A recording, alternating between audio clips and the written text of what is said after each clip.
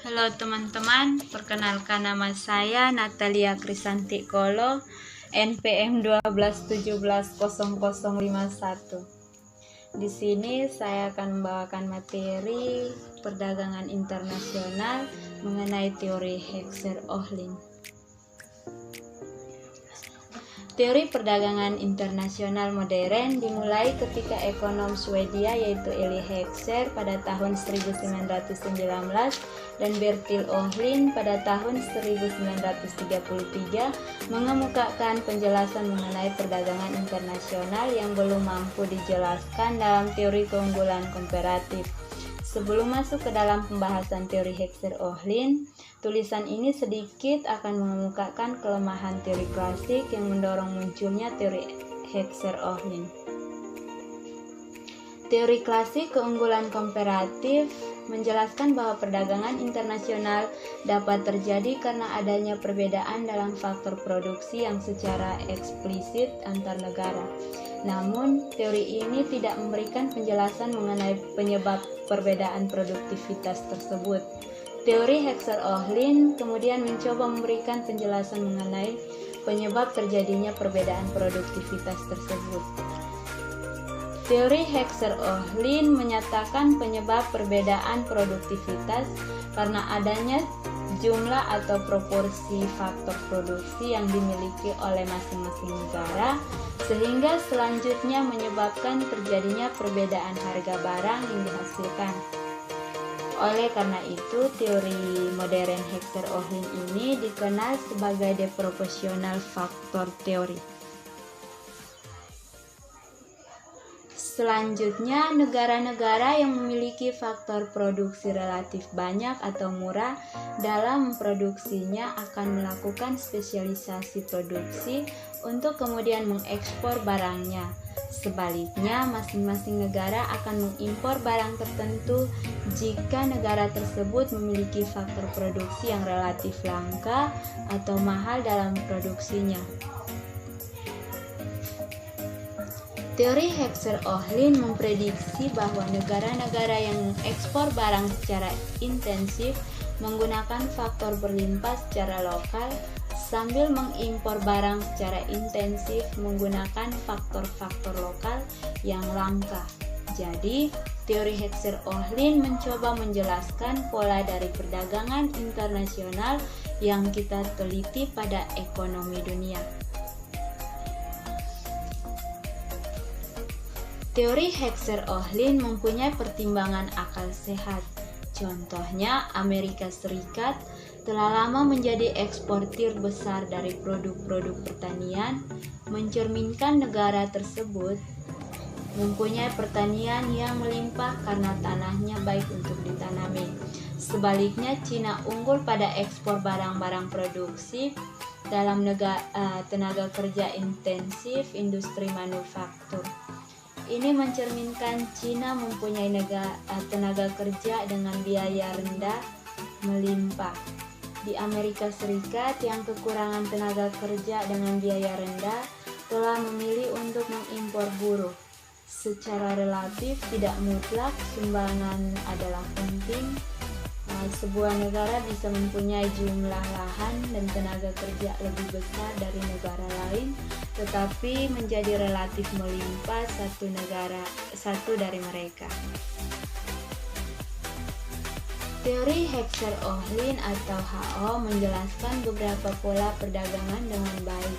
Negara-negara cenderung untuk mengekspor barang-barang yang menggunakan faktor produksi yang relatif melimpah secara intensif.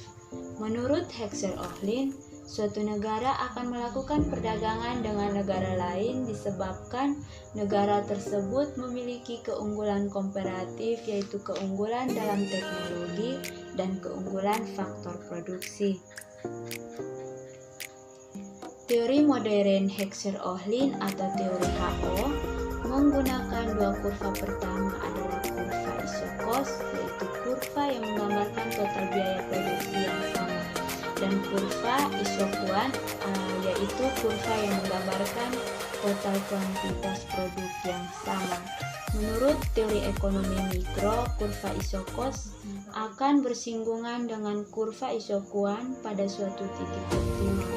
Jadi, dengan biaya tertentu akan diperoleh produk yang maksimal, atau dengan biaya minimal akan diperoleh sejumlah produk tertentu. Analisis hipotesis HO dikatakan sebagai berikut. Yang pertama, harga atau biaya produksi suatu barang akan ditentukan oleh jumlah atau proporsi faktor produksi yang dimiliki masing-masing negara. Yang kedua, comparative advantage dari suatu jenis produk yang dimiliki masing-masing negara akan ditentukan oleh struktur dan proporsi faktor produksi yang dimilikinya. Yang berikut, masing-masing negara akan cenderung melakukan spesialisasi produksi dan mengekspor barang tertentu karena negara tersebut memiliki faktor produksi yang relatif banyak dan murah untuk memproduksinya. Yang berikut, sebaliknya masing-masing negara akan mengimpor barang-barang tertentu karena negara tersebut memiliki faktor produksi yang relatif sedikit dan mahal untuk memproduksinya.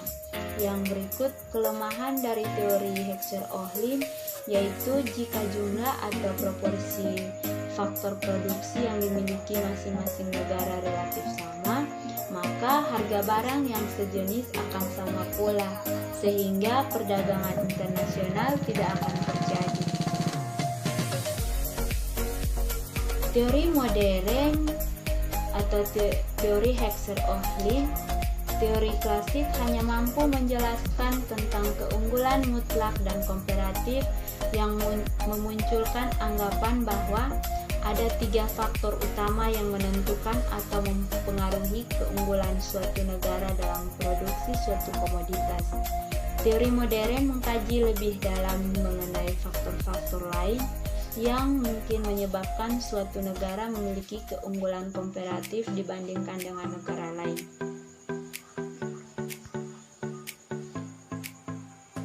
Teori klasik tidak dapat menjelaskan kenapa terdapat fungsi produksi antara dua negara, sehingga muncullah pemikiran-pemikiran baru yang beranggapan bahwa fungsi produksi itu sama dan menjelaskan faktor penyebab terjadinya perbedaan dalam comparative advantage adalah proporsi pemilihan faktor produksi. Teori ini kemudian dikenal dengan teori perdagangan internasional modern atau faktor proportion theory oleh Heckscher dan Ohlin.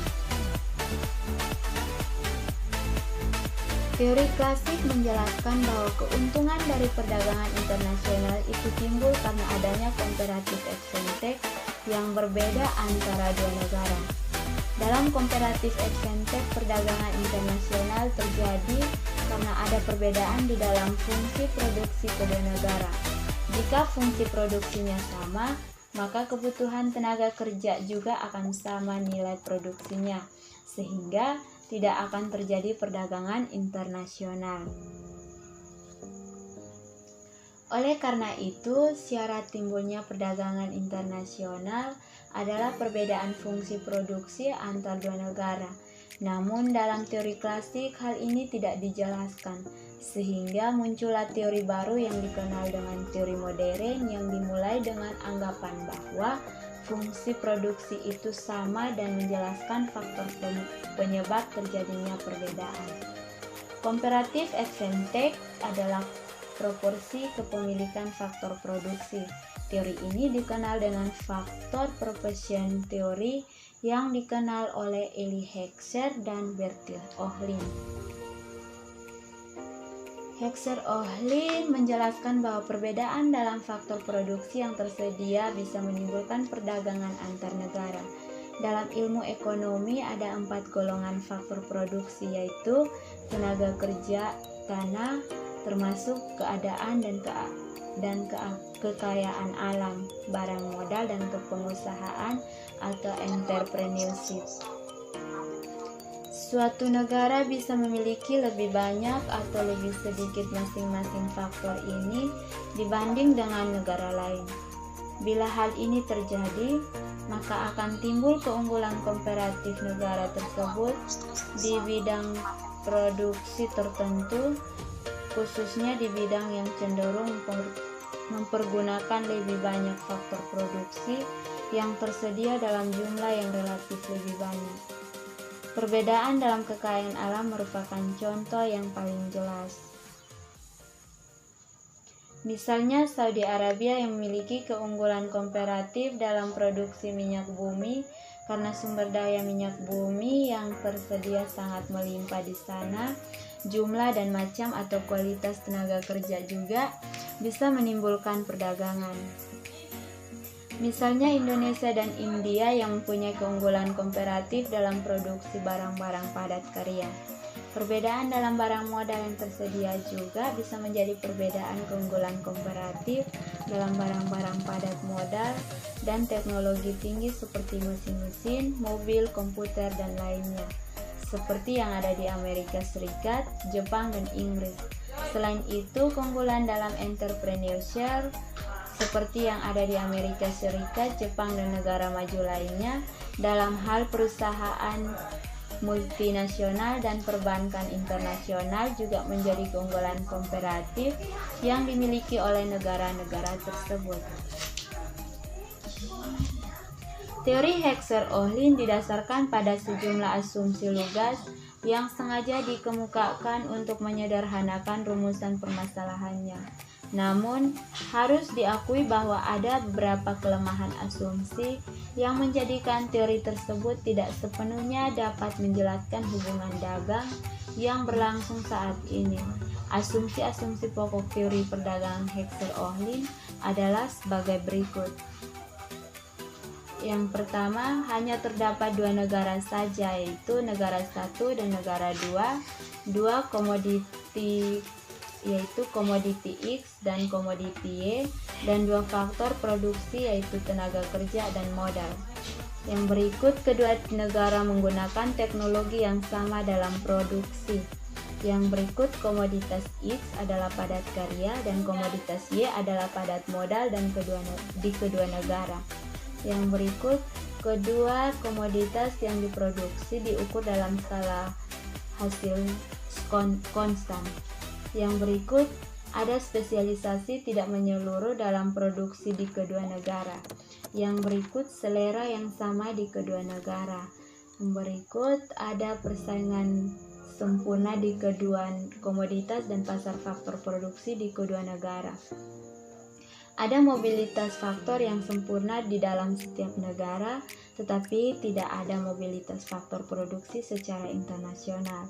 Tidak ada biaya transportasi, tarif, atau penghalang lain untuk arus bebas perdagangan internasional. Semua sumber daya sepenuhnya digunakan di kedua negara. Perdagangan internasional antara dua negara seimbang. Inti dari model Heckscher-Ohlin adalah bahwa suatu negara cenderung untuk mengekspor barang yang menggunakan lebih banyak faktor produksi relatif melimpah di negara tersebut. Jika dikaitkan dengan kenyataan secara umum, jawabannya adalah benar. Negara-negara yang memiliki sumber daya alam tertentu yang jumlahnya relatif melimpah akan cenderung mengekspor sumber alam yang melimpah tersebut seperti Saudi Arabia, Prancis, dan Spanyol. Begitu pula dengan negara berpenduduk padat tetapi relatif kurang memiliki faktor produksi kapital dan cenderung mengekspor barang-barang yang padat karya seperti India, Indonesia, dan Tiongkok. Sedangkan yang memiliki faktor produksi modal atau kapital akan relatif mengekspor barang-barang padat modal seperti Amerika Serikat, Jepang, dan Inggris.